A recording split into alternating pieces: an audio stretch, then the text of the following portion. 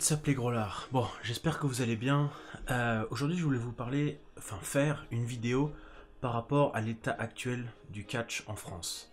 Donc, je vais décortiquer ça en 3 points. Premier point, ça va être les catcheurs, donc les workers. Deuxième point, les promoteurs. Et troisième point, pardon, pour finir, les fans.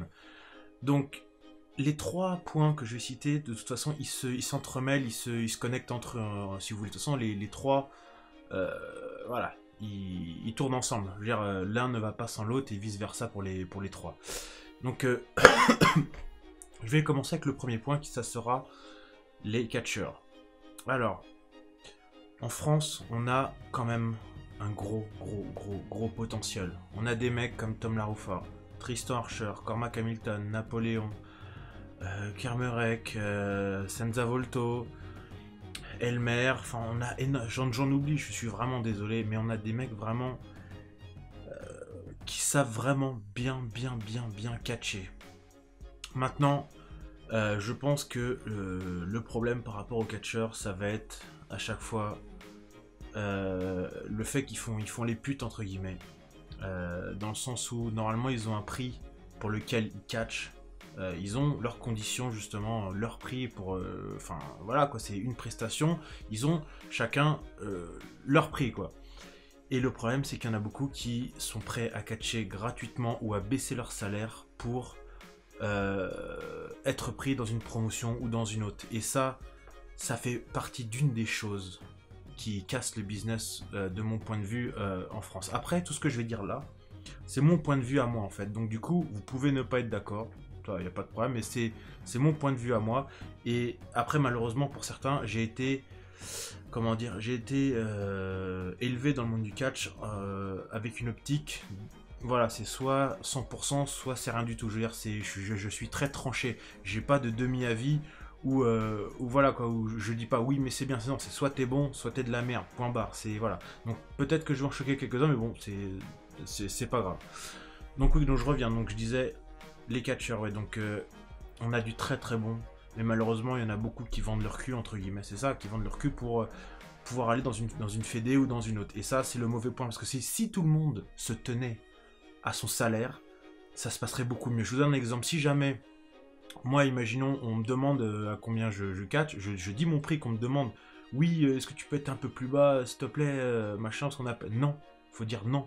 Mon prix, c'est ça, si t'as pas de quoi me prendre, je ne viens pas, point barre. Et c'est comme ça que tu préserves un certain niveau de catch en France. Parce que à force de baisser à chaque fois tes salaires, au final, tu baisses ton salaire et du coup tu prends le travail pour de mauvaises raisons à d'autres personnes qui le méritent beaucoup mieux. Et c'est comme ça qu'après les salaires sont tirés vers le bas.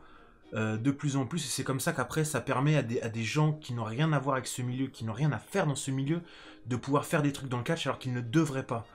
Donc voilà, c'est pour moi l'un des gros points, c'est ça, c'est quand t'as ton prix, tu t'y restes, et si jamais on te demande de baisser ton prix, il faut dire non. Parce qu'après c'est comme ça que tout est tiré vers le bas, les salaires sont tirés vers le bas, la performance est tirée vers le bas, la qualité du contenu est tirée vers le bas, et du coup... Voilà, c'est pour ça que je disais les 3, les promoteurs, les catcheurs et les fans, tout ça c'est un... ça va ensemble, parce que s'il y en a un qui tire le truc vers le bas, tout le reste va suivre après, malheureusement. Donc pour moi, je pense... Ah oui, non, autre chose par rapport aux catcheurs, c'est pour moi, maintenant de plus en plus... Les gens, enfin les workers, enfin les futurs workers sont de plus en plus impatients de faire leur premier show et ils ne prennent plus le temps de bien s'entraîner correctement, de bien apprendre le business à l'école de catch, et du coup on arrive à des mecs qui ont commencé le catch 2 mois auparavant, qui montent tout de suite sur un ring devant un public, alors que non. Moi, ça m'a pris 2 ans pour monter, pour être en professionnel. La plupart des gens, c'est ça, c'est à peu près aux alentours de 2 ans. Ça leur prend à peu près 2 ans pour vraiment monter, pour être vraiment professionnel, reconnu professionnel, être payé pour monter sur un ring. C'est ça. Et maintenant, la nouvelle génération arrive, et au bout de 2 mois d'entraînement, ils veulent tout de suite monter sur le ring. Et Du coup, quand tu t'entraînes pendant 2 mois, tu peux pas faire un bon match. Enfin, même de base, ton premier match ne sera jamais un bon match. Mais alors, entre un premier match au bout de 2 ans et un premier match au bout de 2 mois, il y a encore une énorme différence. Donc du coup, prenez plus le temps d'apprendre le catch, de maîtriser tous les basiques, de maîtriser votre gimmick, voilà, d'avoir votre personnage, d'avoir votre tenue, d'avoir votre physique. Soyez patient et croyez-moi que si vous êtes patient, si vous faites les choses bien, vous allez être bien plus vite récompensé que si vous allez sur votre premier show au bout de 2 mois. Voilà. Deuxièmement, les promoteurs. Ce serait bien mieux qu'en France. Enfin, malheureusement en France, il n'y a que très peu de shows par mois. La FFCP en fait quelques-uns par an. La ICW en fait quelques-uns par an. La PC, pour le moment, pour moi, sont les plus réguliers. Ils en font quasiment un par mois, voire peut-être un peu plus. Je parle en structure qui se respecte, hein, bien sûr. Hein. Qu'on soit d'accord. Enfin voilà quoi, les catchs en France sont très rares. Mais malheureusement, après, voilà. Après, il faudrait que les promoteurs voilà, des fédérations de catch, enfin des promotions de catch, puissent faire plus de shows. Mais le problème, c'est après, on en revient au même point. Qui dit plus de shows, dit plus d'argent. Et le problème, c'est que dans le catch, il n'y a pas beaucoup d'argent. Il n'y a pas beaucoup d'argent. Du coup, il faut savoir que, voilà, par exemple, le déplacement des workers coûte maintenant plus cher. Enfin, quasiment, enfin oui, coûte plus cher que de payer les catcheurs. Pour vous dire. Donc voilà, qui dit plus de choses dit plus d'investissement. Et le problème, c'est que cet argent-là, dans le catch français, on ne l'a pas. On ne l'a pas. Parce qu'il n'y a pas de... Comme aux États-Unis, de superstar qui, quand on l'annonce à l'affiche, il peut faire remplir une salle. En France, on n'a pas ça, malheureusement. Donc du coup, les promoteurs, ce serait... Comment dire, ce serait bien d'avoir plus de choix en France, mais malheureusement, sans l'argent, ça pourra pas se faire. Donc ça, après, c'est encore un cercle vicieux. Voilà. Et surtout, faire des shows de qualité, entre guillemets. Il y a des shows en France de qualité qui sont même de très très très bonne qualité, mais le problème, c'est qu'il y a énormément aussi de shows de très mauvaise qualité. Et ça, le problème des shows de mauvaise qualité, c'est que imaginons, une promotion de merde vient dans une ville, fait un show de catch complètement merdique. Du coup, les spectateurs qui sont là et les gens qui ont créé l'événement, ils vont voir ça, ils vont faire « Putain, c'est quoi cette merde? C'est ça le catch? Mais c'est complètement naze !» Et du coup, ils vont fermer les portes. Dès qu'il y aura une autre fédé, une autre promo qui, qualitativement, sera bien au-dessus, voudra faire du catch dans cette ville, on va leur dire « Non, tout de suite, on a déjà eu ça, c'était de la merde. » Et du coup, voilà. C'est pour ça que le premier travail des promoteurs, c'est on va dire, de mettre l'image du catch à un niveau vraiment super élevé pour que les gens, aient envie d'en avoir dans leur ville, dans leur commune, et pour qu'ils puissent en redemander surtout. Parce que si vous arrivez avec quelque chose un projet merdique, bah du coup, ok, vous aurez un show une fois, mais pas deux, parce que la prochaine fois, ils vont vous dire non, les communes, quoi. Donc ouais, il nous faut beaucoup plus de shows de qualité pour pérenniser l'image du catch en France, tout simplement. À partir du moment où on n'aura que des fédés de merde qui vont faire des shows de merde, l'image du catch en France, elle va rester complètement merdique. Donc, ouais. Voilà. Et maintenant, ouais. Troisième point, ça va être les fans. Après, vu que moi, je ne suis pas fan et que j'ai pas été dans ce milieu-là, parce que j'étais catcheur, j'étais worker, tout simplement. En France, les fans, je dirais, ont du mal à rester à leur place de fans. Ils veulent absolument copiner absolument avec les catcheurs, absolument. Et ça, pour moi, c'est quelque chose qu'en France il doit y avoir cette barrière entre fans et catcheurs. Il doit y avoir cette petite barrière quand même que les fans ne doivent pas connaître toute la vie privée des catcheurs. Enfin, je veux dire, c'est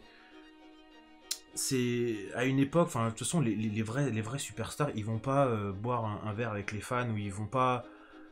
Enfin, leur image est très contrôlée à chaque fois qu'ils sont face au public ou avec le public. Ce sont des rencontres organisées. Je parle par exemple, quand vous voulez voir des superstars de la WWE, de la VVE, vous allez pouvoir les rencontrer lors de meetings, lors de conventions, lors de choses qui sont vraiment encadrées et organisées. Vous n'allez pas les voir, vous n'allez pas, je sais pas, genre prendre un café avec eux alors qu'ils sont dans la rue. Non, vous pouvez les voir uniquement pendant vous pouvez discuter, échanger avec eux, c'est uniquement pendant des événements organisés. Et en France, il y a, pour moi, Encore une fois, pour moi, il y a trop ce copinage de ouais, t'es mon pote, Non, je suis catcheur, tu es fan, chacun sa place. Après, rien ne m'empêche d'être gentil, comment dire, d'être gentil, d'être courtois, d'être avenant, voilà, d'avoir une discussion, ça n'empêche pas. Mais voilà, les rôles doivent être déterminés à l'avance et on doit faire attention à cette petite ligne à ne pas franchir, entre guillemets, sans méchanceté, bien sûr. Mais voilà, après, c'est vrai que maintenant, il y a eu de très bonnes... Voilà, à chaque fois, pour tous les trucs, je dis le bon et le mauvais. Après, les bonnes choses, c'est que très récemment, c'est vrai que je trouve que les fans ont tendance à de plus en plus... Ils ont de plus en plus tendance à essayer de découvrir autre chose que le catch américain, et du coup, ils s'intéressent de plus en plus au catch français, au catch japonais, et ça, je me rends compte aussi grâce au live que je fais sur ma chaîne. Du coup, il y en a beaucoup qui réagissent par rapport au catch japonais comme avec Napoléon, au catch français, quand je joue avec Tristan, avec Senza, et du coup, ça fait très très plaisir. Il y a pas mal enfin, il y a surtout des petits mouvements par-ci par-là qui s'organisent pour justement faciliter l'accès aux shows aux fans, justement, qui sont un peu à droite à gauche dans toute la France, pour qu'ils puissent leur permettre d'aller plus facilement aux shows et à moindre frais. Donc ça, je trouve ça super. Je trouve que depuis très peu de temps, les fans s'organisent de mieux en mieux et s'intéressent de plus en plus au catch français. Donc ça, c'est une très bonne chose que j'encourage vraiment à 200%. Et comme ça, si on peut avoir justement cette espèce d'effet comme ils ont aux États-Unis, que les fans puissent et que les gens qui aiment le catch puissent justement, comment on dit, s'approprier au catcheur, pas s'approprier, mais s'identifier, c'était ça le mot. Voilà, qu'ils puissent s'identifier et se voir à travers un catcheur justement. Et comme ça, si à force qu'ils se déplacent, qu'ils viennent sur les shows aussi, ils commencent justement, voilà, à se voir dans tel ou tel catcheur, à se voir dans telle ou telle promotion. C'est très bien, ça veut dire qu'on commence à connecter un lien entre les fans et les catcheurs, et ça, c'est quelque chose de très très bien, quoi. Et après, ça rejoint le dernier point que j'avais oublié de citer au tout début de la vidéo, c'est pour moi aussi l'un des gros points, c'est le contenu.